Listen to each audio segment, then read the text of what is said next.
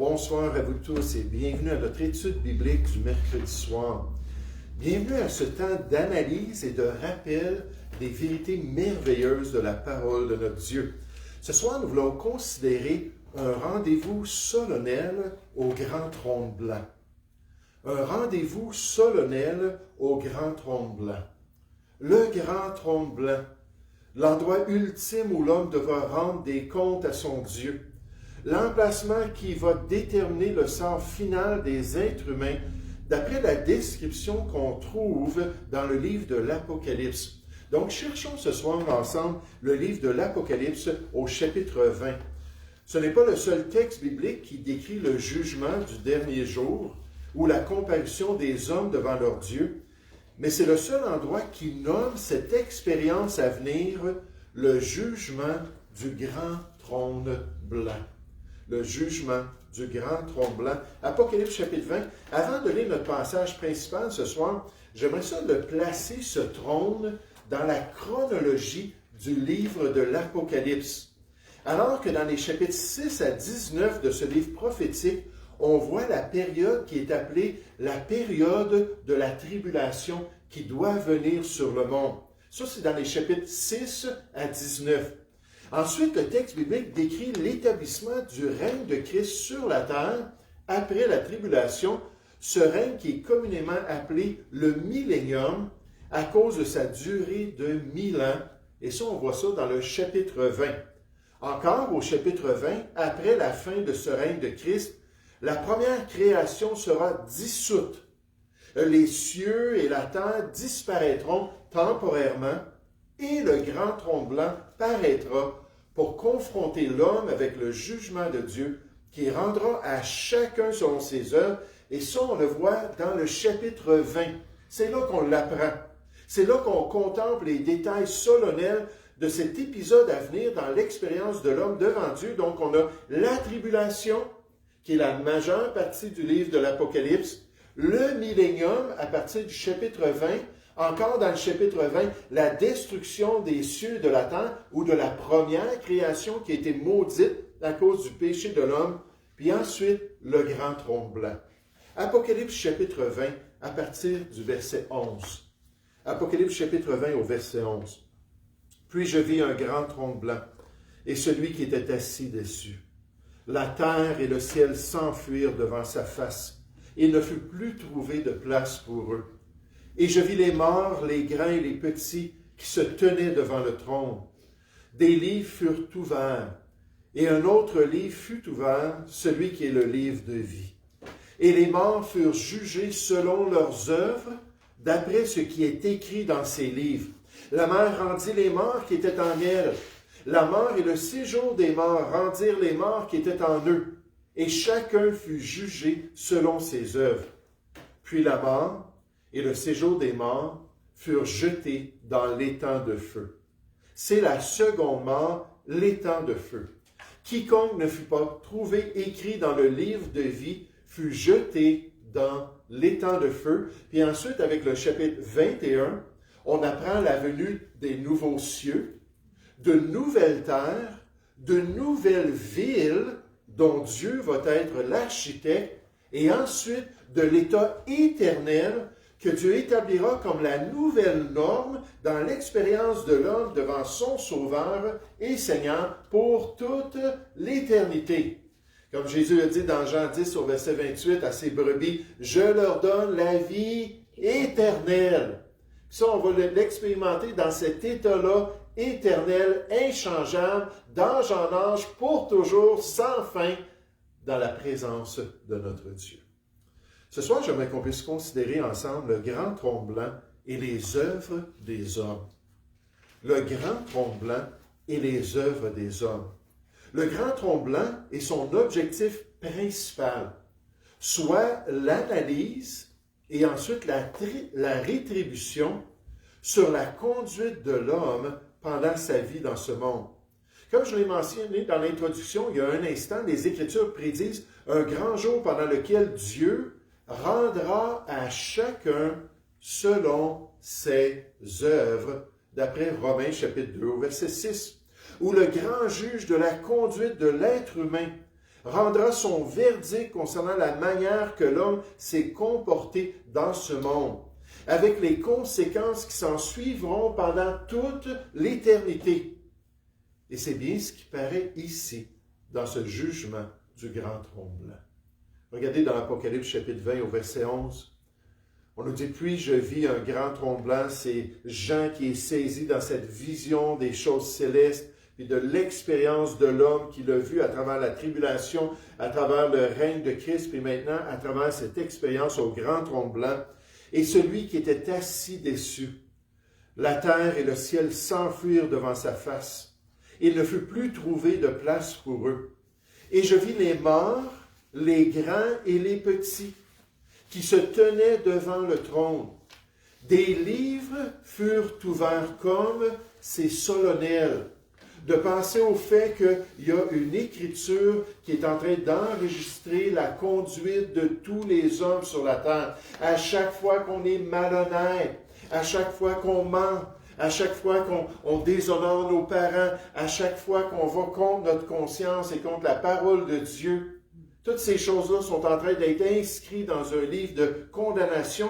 On nous dit, un autre livre fut ouvert, celui qui est le livre de vie, on y revient. Et les morts furent jugés selon leurs œuvres, d'après leurs œuvres ou en proportion de leurs œuvres, d'après ce qui est écrit dans ces livres. La mer rendit les morts qui étaient en elle, la mort et le séjour des morts rendirent les morts qui étaient en eux, et chacun fut jugé selon ses œuvres. La conduite humaine mise à l'examen. Ses agissements examinés par le maître de toutes choses, par celui qui connaît tous les détails dans la vie de chacun et qui rendra en chacun en proportion de leurs décisions et de leurs choix alors qu'ils vivaient dans ce monde. Et même si la majorité des hommes modernes ne croient pas dans un tel jour, dans leur comparution devant le trône de Dieu, la chose va tout de même se produire. Elle est promise dans les Écritures, dans l'avenir de tous les hommes. Cherchez un exemple et une mise en garde pendant le ministère du Seigneur Jésus, concernant cette réalité-là à venir, concernant ce fait dans la vie de chacun, l'Évangile de Matthieu au chapitre 11. L'Évangile de Matthieu au chapitre 11. Mais des fois, il y a des gens qui vont dire « Ah, mais il ne faut pas faire peur aux gens, il ne faut pas les amener à prendre une décision en face de la damnation, en face de la rétribution à venir. » Il y a des gens qui sont totalement contre ça. Mais vous savez, je comprends que oui, il faut expliquer le salut en Jésus-Christ, il faut décrire l'état spirituel de l'homme, il faut les encourager à se tourner vers Jésus-Christ. Mais moi, je n'ai aucun problème en voyant les exemples bibliques, puis en voyant même le Seigneur Jésus dans son ministère, de dire aux gens, écoutez, là, on est sur une voie large qui nous mène à la perdition éternelle, loin de Dieu, pour toujours. Puis si on ne sort pas de cette voie large-là pour rentrer dans la voie étroite, se tourner vers Jésus-Christ, on est perdu. Je pense juste à Paul, je pense que c'est dans Actes chapitre 24, qui parlait avec un des dirigeants romains. Puis alors qu'il leur parlait, parce que pendant qu'il était emprisonné, ce dirigeant-là, puis là, je ne me souviens même plus de son nom, elle le faisait venir, puis lui posait des questions, puis il voulait l'entendre sur la foi. Puis là, on nous disait qu'en entendant Paul parler de la justice à venir, puis du jugement, puis de la tempérance, tous ces éléments-là, qu'il tremblait devant cette réalité-là.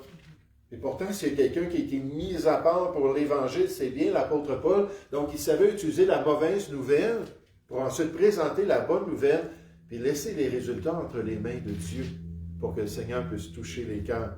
Et Jésus le faisait dans son ministère. Matthieu chapitre 11 au verset 20, il dit « Alors, on nous dit plutôt alors, il se mit à faire des reproches aux villes dans lesquelles avaient eu lieu la plupart de ces miracles, parce qu'elles ne s'étaient pas repenties. » Donc, parce qu'ils avaient fait le choix de ne pas porter attention au ministère de celui qui leur fut envoyé. Leur incrédulité allait un jour revenir les hanter au grand trône blanc. C'est ce que Jésus voulait que les hommes saisissent durant son ministère, que les hommes vont rendre compte à Dieu. Peut-être qu'on peut tromper nos parents.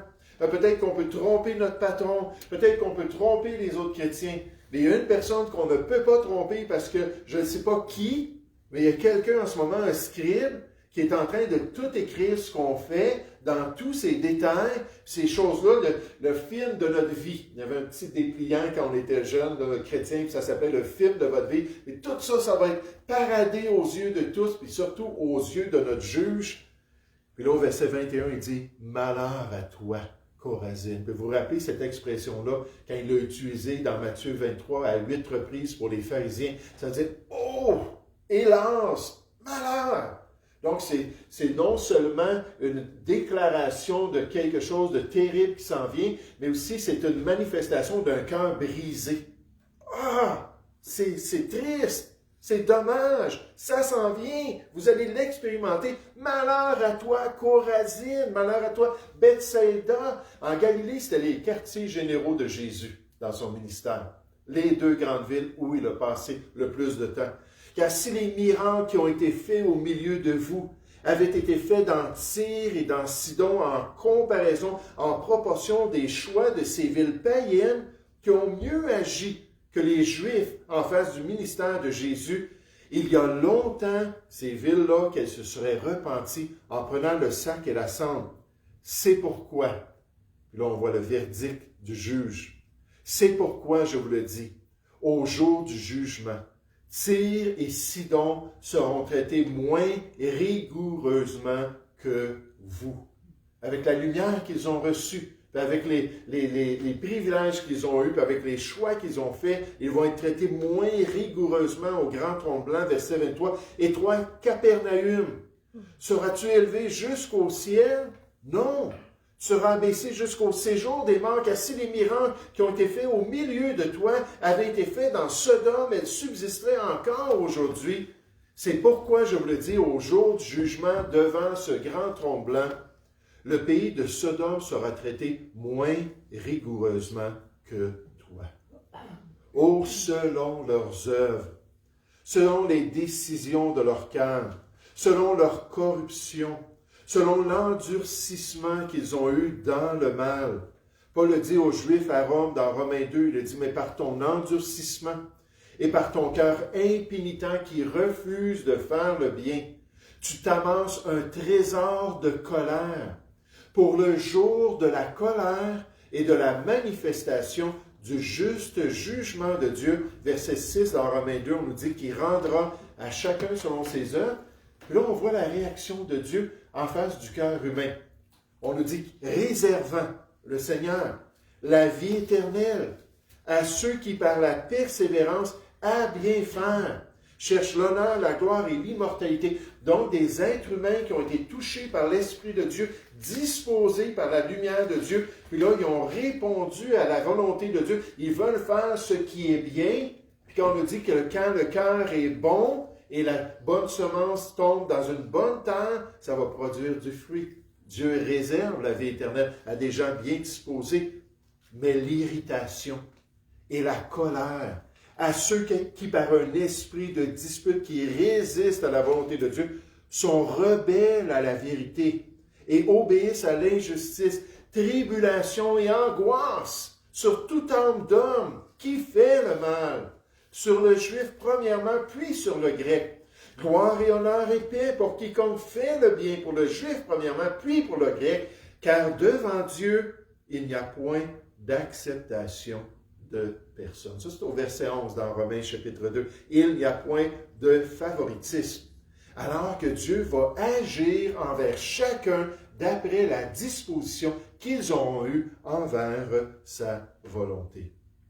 Un auteur nous dit, si la disparition du ciel et de la terre devant la face de Dieu doit être considérée comme le précurseur de nouveaux cieux et de la nouvelle terre, alors le spectacle du grand trône blanc, comme l'unique réalité sûre que l'humanité peut s'attendre à voir un jour, est en effet un spectacle impressionnant. La description est probablement symbolique, c'est un théologien qui dit cela, chrétien, pour rehausser par contre la grandeur terrifiante de cette vraie scène dans l'avenir de l'être humain. La dernière théophanie ou apparition ou manifestation écrasante à laquelle la création veut échapper, mais ne peut pas le faire. Parce que c'est une réalité à venir. Le théologien R.T. France. Un autre auteur, le pasteur Worsby, nous dit « Jean a décrit ici une scène impressionnante.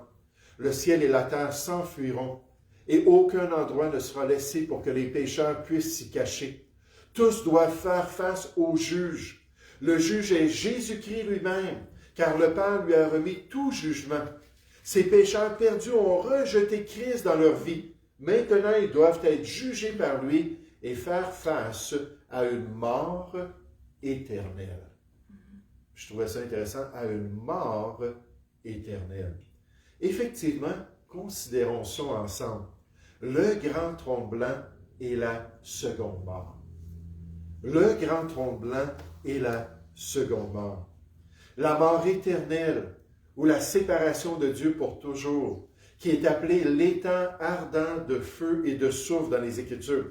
La damnation pour toujours, avec ses degrés variables d'intensité et d'angoisse, de douleur, de pleurs, et la Bible nous dit de grincement de dents, alors que les gens vont s'en aller dans cette condamnation-là pour toute l'éternité. Apocalypse chapitre 20 nous dit au verset 11, « Puis je vis un grand trône blanc, et celui qui était assis dessus, la terre et le ciel, s'enfuirent devant sa face, et il ne fut plus trouvé de place pour eux.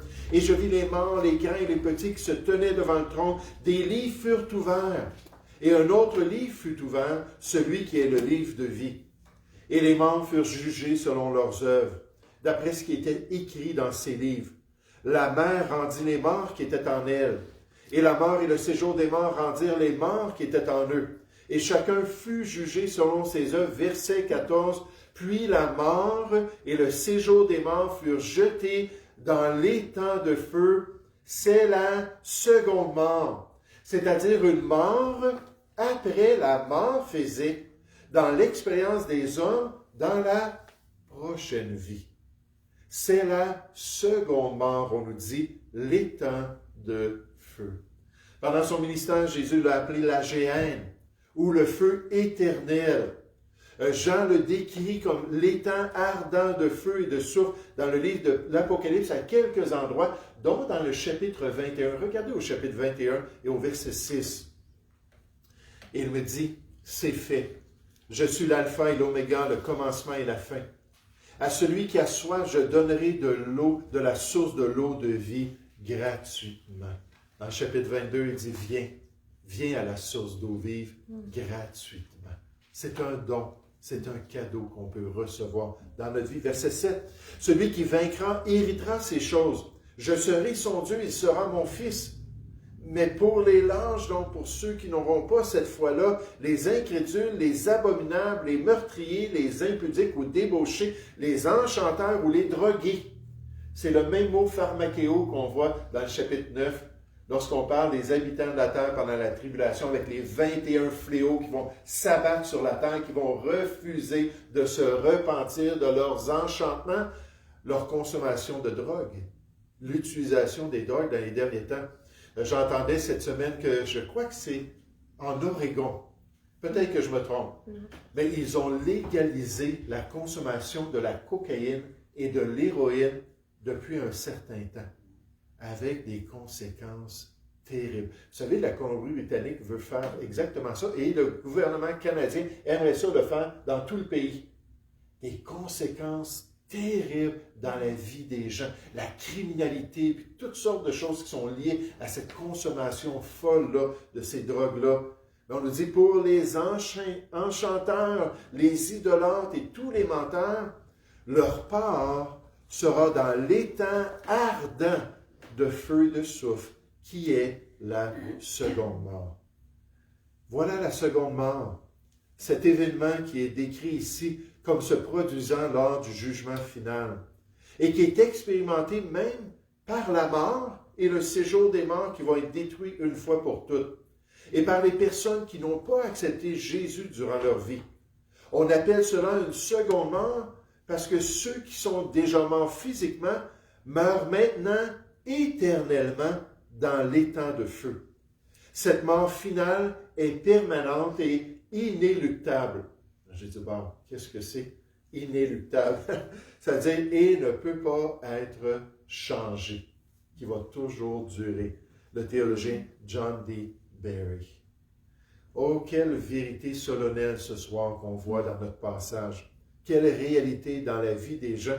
J'aimerais qu'on puisse souligner puis terminer notre survol de la question avec le grand trône blanc et les perdus. Le grand trône blanc et ceux qui sont perdus d'après l'enseignement du Nouveau Testament. Le grand trône blanc et ceux qui n'ont pas reçu Christ comme leur sauveur durant cette vie. Ceux qui n'ont pas été inscrits dans le livre de vie de l'agneau dans l'autre monde, qui se tiendront devant Dieu sans les mérites du Sauveur des hommes, Jésus-Christ. Puis leur sort est décrit dans notre passage, mais aussi à plusieurs autres endroits. Puis il y a un endroit qui a retenu mon attention, c'est dans l'Épître aux Hébreux, au chapitre 10. Ça dit, car si nous péchons volontairement après avoir reçu la connaissance de la vérité, la connaissance, mais pas la nouvelle vie en Jésus-Christ. On a entendu les détails, on partage, on fait du porte-à-porte, on parle à nos voisins, on parle à nos contacts, on parle à nos amis, on a décrit le message de Dieu. Hein? Jésus a dit à Paul dans Actes chapitre 19, je pense, au verset 8, il a dit, parle et ne te tais point. Parle, vas-y, puis partage, sois mon témoin. Mais donc, ils ont reçu cette connaissance-là, mais sans réagir, sans ouvrir leur cœur. On nous dit, il ne reste plus de sacrifice pour les péchés. Ça, c'est au verset 26. Sans Jésus, il n'y a pas de salut et il n'y a aucun autre nom qui a été donné pour être sauvé. Mais quoi? Qu'est-ce qu'on peut s'attendre à ce moment-là sans Jésus? On nous dit, mais une attente terrible du jugement et de l'ardeur d'un feu qui dévorera les rebelles, ceux qui résistent, qui sont des impies.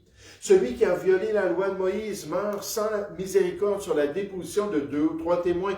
De quel pire châtiment pensez-vous que sera jugé digne celui qui aura foulé aux pieds le Fils de Dieu en rejetant son salut, qui aura tenu pour profane le sang de l'alliance par lequel il a été sanctifié par l'œuvre de Christ pour tous les hommes. Puis tous les hommes potentiellement sont inclus dans cette œuvre-là.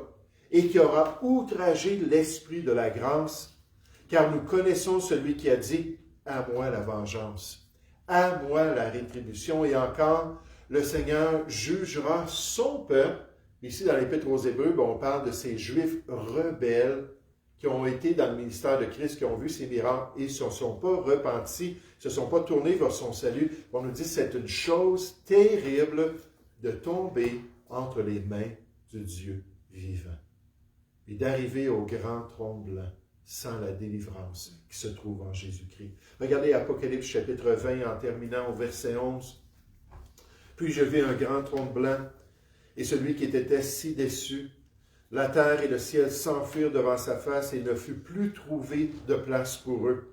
Et je vis les morts, les grands et les petits qui se tenaient devant le trône. Des livres furent ouverts et un autre livre fut ouvert, celui qui est le livre de vie. Ce livre qui sera consulté pour considérer cette réalité du rejet du salut en Jésus-Christ pendant la vie de ces gens qui vont se tenir devant le trône blanc.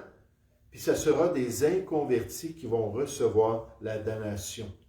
Et les morts furent jugés selon leurs œuvres, d'après ce qui est écrit dans ces livres. La mer rendit les morts qui étaient en elle, la mort, le séjour des morts rendirent les morts qui étaient en eux, et chacun fut jugé selon leurs œuvres. Puis la mort et le séjour des morts furent jetés dans l'étang de feu. C'est la seconde mort, l'étang de feu. Quiconque ne fut pas trouvé écrit dans le livre de vie fut jeté dans l'étang de feu.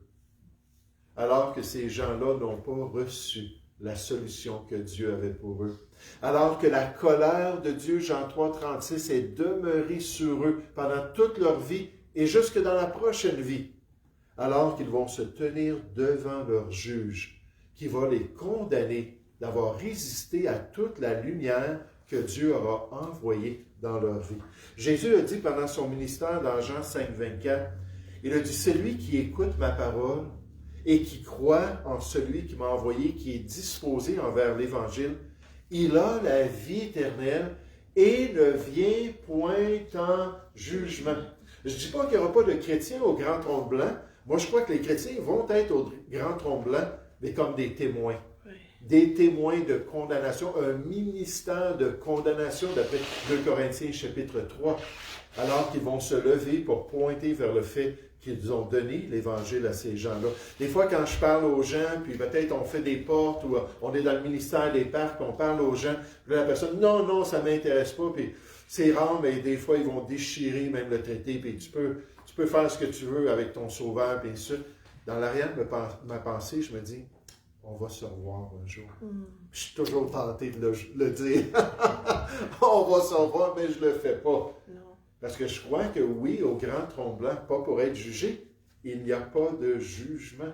Un ne vient point en jugement. Jésus dit, c'est enlevé de sa vie. Mais il est passé de la mort à la vie en Jésus-Christ. Jean 5, 24, Paul le dit aux chrétiens, aux sauvés, il n'y a donc maintenant aucune condamnation pour ceux qui sont en Jésus-Christ. Romains 8 au verset 1. Donc on ne passe pas au grand trône blanc comme des gens accusés par notre Dieu, parce que notre Sauveur a déjà subi notre condamnation. Et effectivement, Jésus nous a délivrés de la colère à venir. Il y aura une seconde résurrection. Un auteur nous dit, et ceux qui ne seront pas sauvés seront ressuscités et se tiendront devant le jugement de Dieu. Donc, la mort va envoyer ces âmes-là, et Dieu va les ressusciter dans un nouveau camp. Le séjour des morts va les faire sortir, puis ils vont être ressuscités dans un nouveau camp pour se tenir devant le jugement de Dieu.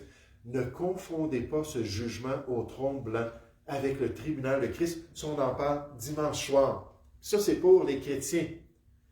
Donc, ne confondez pas les deux, où les croyants verront leurs œuvres jugées et récompensées. À ce jugement, il n'y aura que des incroyants, des inconvertis, et il n'y aura aucune récompense de donner. Tous ces gens seront jetés en enfer. Leur rejet personnel de Jésus-Christ a déjà déterminé leur destin. Mais Jésus-Christ est un juge juste et il attribuera à chaque pécheur la place qu'il mérite d'après leurs œuvres.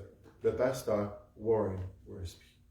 Oh, merci Seigneur que tes enfants ne seront nullement jugés au grand trône blanc. Merci que tu réserves ce grand jour pour ceux qui sont inconvertis, ceux qui ont été rebelles envers ton œuvre, ceux qui ont résisté à la conviction du Saint-Esprit pour les amener à Dieu. Et merci que pour tous ceux qui ne sont pas inscrits dans ce livre de vie, que tu vas leur permettre de subir ton juste jugement selon la vérité. Romains chapitre 2 au verset 4 nous dit que nous savons que le jugement de Dieu contre ses péchés, contre ces choses, est selon la vérité. Et gloire à Dieu qu'à cause de notre salut, nous, on sera peut-être juste des témoins, mais on ne passera pas sous la condamnation de nos péchés. Et entre-temps, on a la responsabilité de le partager avec d'autres personnes, puis d'aller encourager d'autres personnes à se tourner vers ce merveilleux salut, cette délivrance-là, le Sauveur qui est venu mourir pour nos péchés. Nous allons prier ensemble. Père Céleste, encore une fois, merci pour ce beau texte des Écritures et merci pour ce privilège de pouvoir l'analyser très sommairement ce soir, en voyant ces vérités concernant ce trône qui s'en vient dans l'avenir de l'expérience de l'homme. Et Seigneur, merci qu'après ce jugement et après cette purification de ta présence, de tous ces rebelles, après que tu les auras envoyés dans les ténèbres du dehors, alors tu vas créer de nouveaux cieux et de nouvelles terres où la justice va habiter. Et comme ça va être merveilleux d'être dans un monde parfait et de vivre, Seigneur, cette perfection grâce à notre Sauveur Jésus-Christ. Gloire à ton nom, nous te prions, au nom de Jésus. Amen. Est-ce que vous avez